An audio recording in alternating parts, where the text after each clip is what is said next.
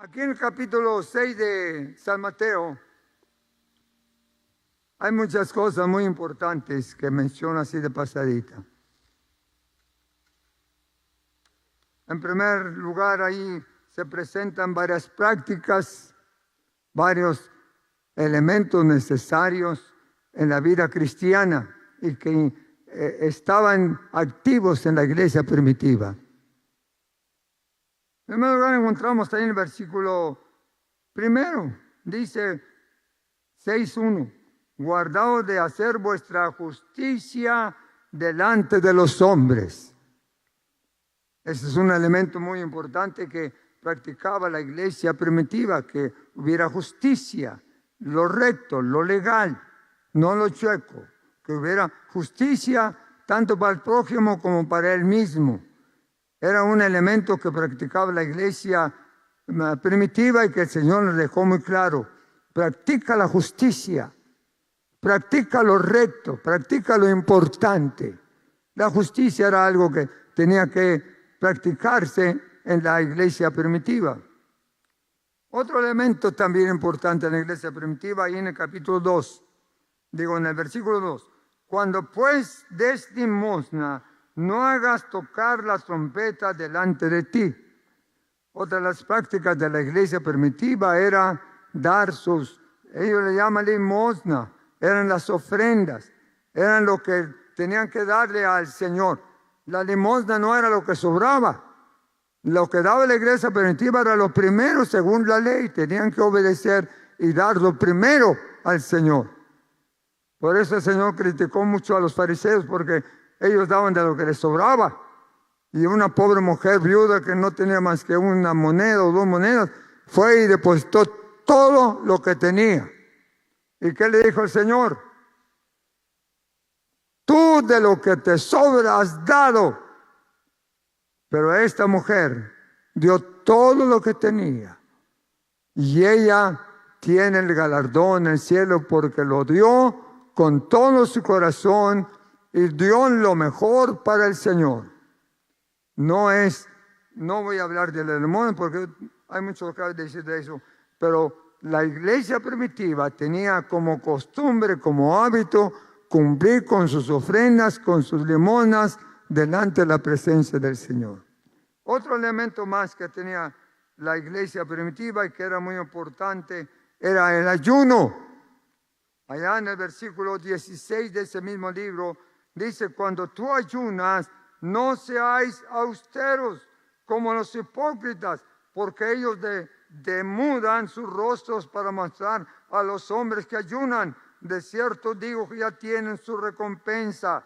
Pero cuando tú ayunas, unge tu cabeza, lava tu rostro, para no mostrar a los hombres que aparecen, sino a tu Padre que está en secreto, y tu Padre que ve en lo secreto te recompensará en público. El ayuno era otra de las prácticas que tenía la iglesia primitiva. 3 veces por semana, 3, 4 veces por semana ayunaban la iglesia primitiva. Es decir, que esa era una práctica muy importante que ellos tenían en su vida diaria. Justicia, limosna, ayuno, y los puntos céntricos allí en el versículo 9 en adelante, que dice la Escritura desde el versículo 5, cuando tú oras, no seáis como los hipócritas, porque ellos aman el orar en pie en la sinagoga y en las esquinas de las calles, para ser vistos de los hombres. De cierto os digo que ya tienen su recompensa. Mas tú cuando oras, entra en tu aposento y cierra la puerta y ora a tu Padre que está en secreto, y tu Padre, amén, que ve en lo secreto, te recompensará en público. La oración era la base de la iglesia. La oración era el elemento más importante para sostenerse. Las limosnas eran el resultado de una comunión con el Señor en agradecimiento a sus bondades, daban para el Señor. Ellos ayunaban como una práctica de la ley para poder sacrificar más su naturaleza física. Pero oraban 3 veces por semana, 2 veces, una vez diario, un diario oraban al Señor, porque el ayuno era una práctica de la iglesia primitiva. Así es que, hermanos, estos elementos eran trascendentales: el ayuno, las limosnas y la oración. Pero lo más importante de la iglesia primitiva era la oración. La oración. Si no oraban, no podían lograr ningún éxito. Y usted puede ver a través de la historia de la iglesia, del Nuevo Testamento y del Antiguo Testamento, que a los grandes hombres les gustaba estar en comunión con Dios. Les gustaba estar en oración con Dios. Ahí tenemos un Jacob, ahí tenemos un Isaac, ahí tenemos un Daniel, ahí tenemos una Esther, ahí tenemos un Jeremías que lloraba y oraba, lloraba y lloraba, y lloraba al Señor. Ahí tenemos los 3 jóvenes hebreos que para poder liberarse tuvieron que clamar al Señor. Ahí tenemos, hermanos, los diferentes profetas menores que estaban siempre en comunión con Dios. Porque la oración es parte de nuestro andamiaje, de nuestro equipo como cristianos. Y no es cualquier cosa. Ya dije yo que la oración es como la gasolina. Si no echa la gasolina al carrito, pues bueno, nomás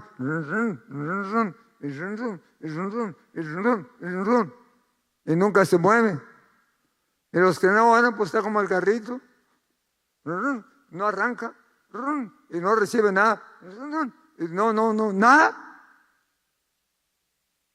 Le falta la gasolina, hermano. Usted sabrá mucho, con todo el respeto. A lo mejor usted se sabe muchos versículos bíblicos, perfecto. A lo mejor usted sabe muchos salmos, qué bueno. A lo mejor ya leyó toda la Biblia, qué bueno. Pero no le gusta orar. No ora. Pues no puede tener victoria. Y yo creo que esta mañana yo quiero hacer concientización, quiero hacer conciencia de que la iglesia no puede vivir sin la oración. La iglesia primitiva, si usted lee todo el libro de los Hechos, encontrará que una de sus actividades más importantes era la comunión con Dios, era la oración. La oración, buscaban a Dios, se acercaban a Dios. Y debido a esa vida de oración, Dios les daba grandes cosas, había maravillas, prodigios y milagros. Pablo se pasó varios días en ayuno y en oración antes de comenzar su ministerio.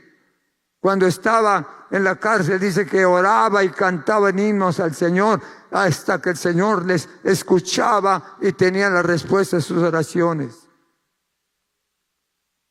Ahí tenemos a un Pedro que no dejaba de orar, de estar en comunión con Dios. A Esteban, hombres que se destacaron, un Santiago que mantenía siempre la comunión con Dios.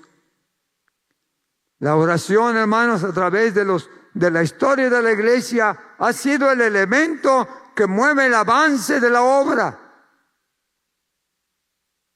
Que mueve el avance de la obra. Los grandes pioneros del evangelio fueron hombres que sabían orar. Y no nomás orar, ayunar. Ayunaban semanas. Oraban horas y días completos. Claro, yo no quiero decir que usted va a hacer lo mismo según como Dios lo dirija, pero cuando menos que usted se sacrifique a orar, cuando menos cada día, si no se puede toda la hora, que es lo mejor, 15 minutitos. Algunos ya ni por los alimentos oran, ¿verdad? ¿O sí? A ver, eso lo dice todo. Algunos dicen, Señor, lo que te dije ayer te lo dijo.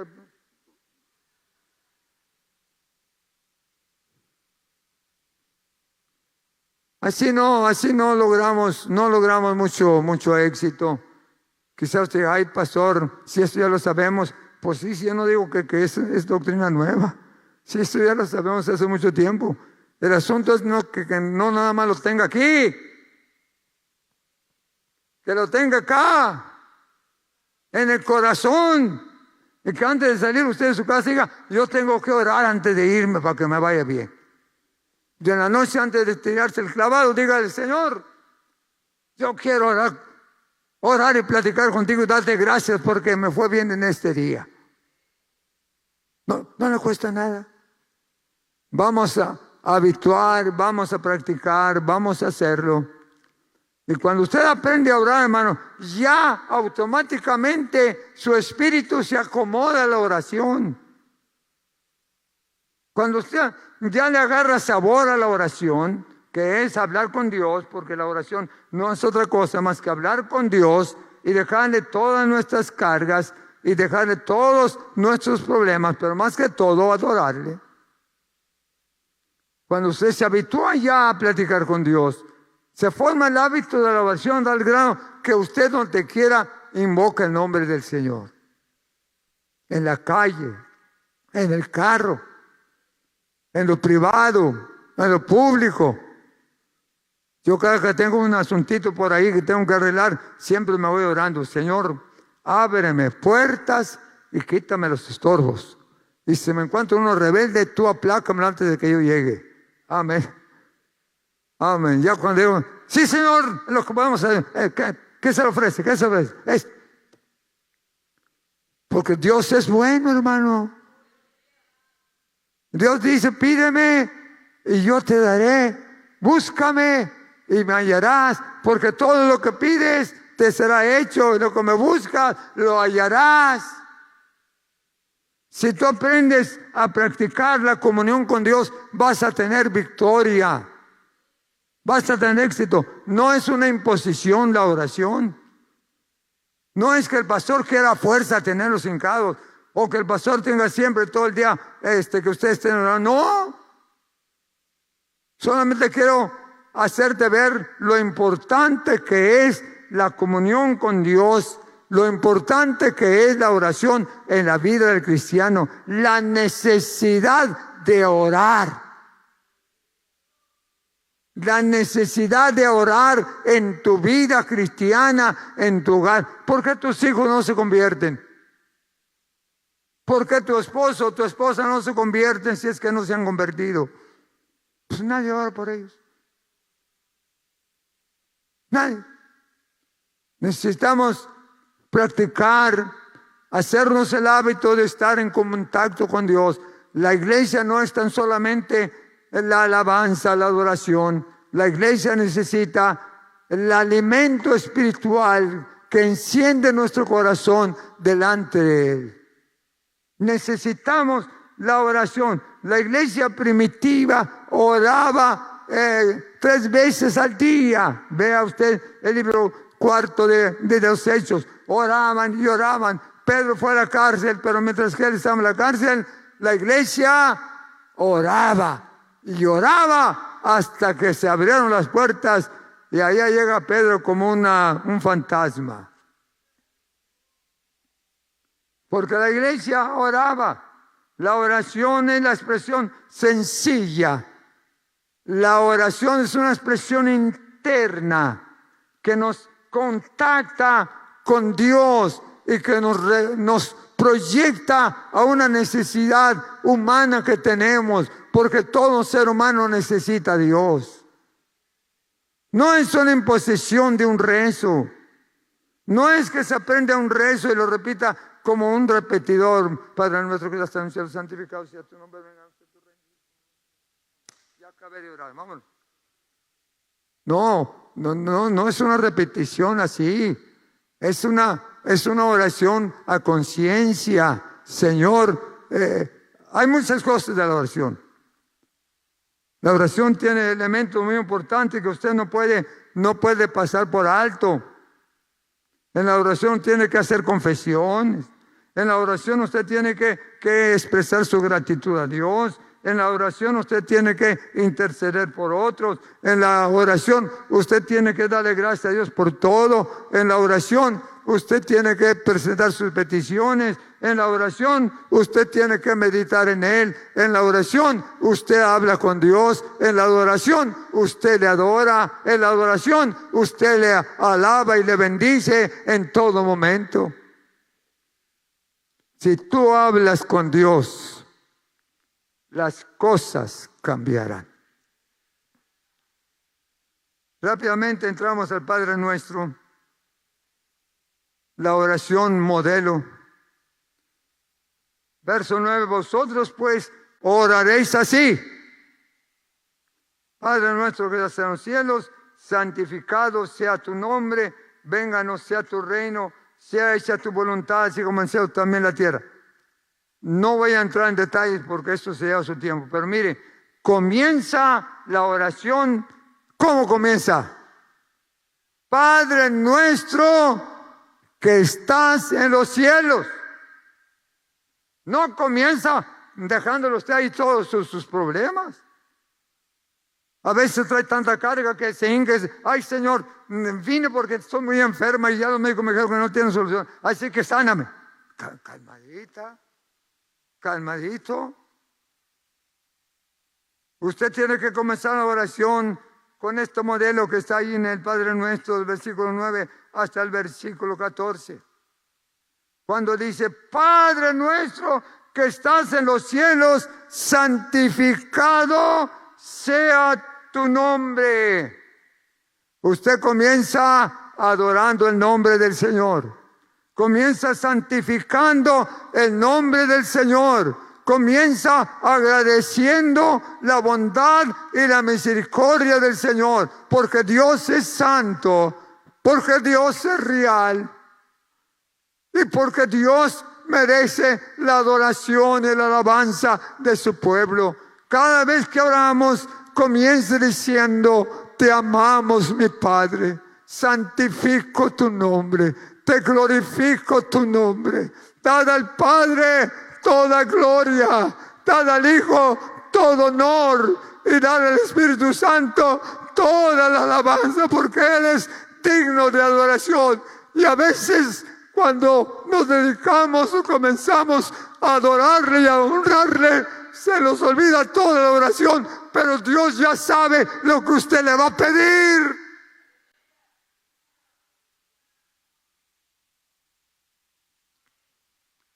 Dios lo que quiere es que lo tome en cuenta en su vida y que el Padre sea glorificado. A veces no hay ni que pedirle nada. Dios ya conoce tu petición y mi petición. Lo que Él quiere es que le tome en cuenta y que sepa que mi Padre Celestial merece ser alabado y glorificado. Y que cuando adoramos al Padre, al Hijo y al Espíritu Santo, Él ya conoce cuál es su necesidad. Porque antes de que usted le pide, Él ya sabe lo que está pensando. Porque Él conoce nuestros pensamientos. Él conoce lo que hay en nuestro corazón. Por eso venimos ante Él y adorarle, glorificarle.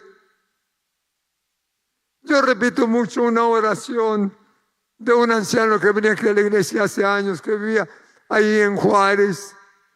Un campesino con guaraches, con un sombrero grandote, con un machetote que traía aquí en la cintura. La primera vez que lo vi, les confieso que no quería dejarlo entrar. Digo, pero ¿cómo va a entrar con eso, Señor? Voy a orar a mi Padre. Sí, pero tiene que dejar aquí el machete, el gorro y todo. Dice, déjame entrar. Y yo ahí le pongo el gorro y el machete y todo. Pero yo quiero honrar a mi Padre.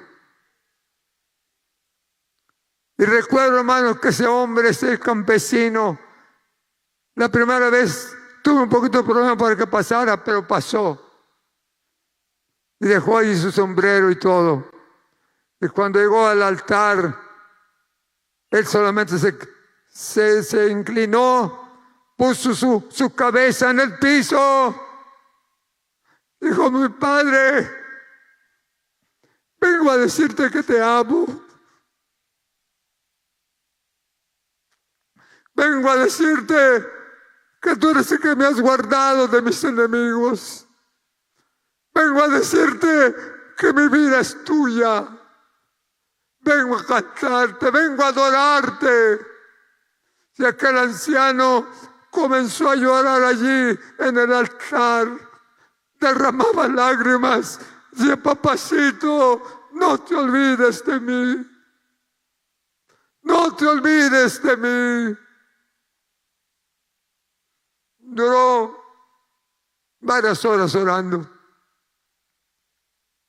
Al final se levantó y dijo: papacito, ya me voy. Mañana vengo otra vez a adorarte.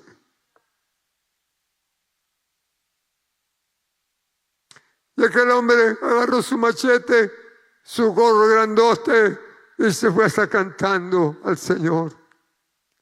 La oración no es un asunto literal nomás, sino es la expresión de un alma necesitada. La oración es la expresión de una carga que hay en el corazón. La oración es el resultado de un agradecimiento que debe existir en cada corazón y en cada persona. Yo le busco porque Él se revela a mi vida, y le busco porque lo necesito. Oro porque sin Él nada puedo hacer. Y hermanos, comencemos, restauremos, busquemos la comunión con Dios, acerquémonos a Dios. Aquí en la iglesia todos los días tenemos oración, pero pocos vienen, unos cuantitos, 3, 4. Queremos restaurar los viernes, la oración, y que usted y yo llenemos el altar del Señor y clamemos por fuego del cielo, clamemos por el derramamiento del Espíritu, clamemos por la salvación de las almas, clamemos por los enfermos para que Dios los sane. Necesitamos ese acercamiento a Dios. Necesitamos pagar el precio del avivamiento. Necesitamos pagar el precio de nuestras necesidades. Y el precio es hablar con Dios. Póngase de pie.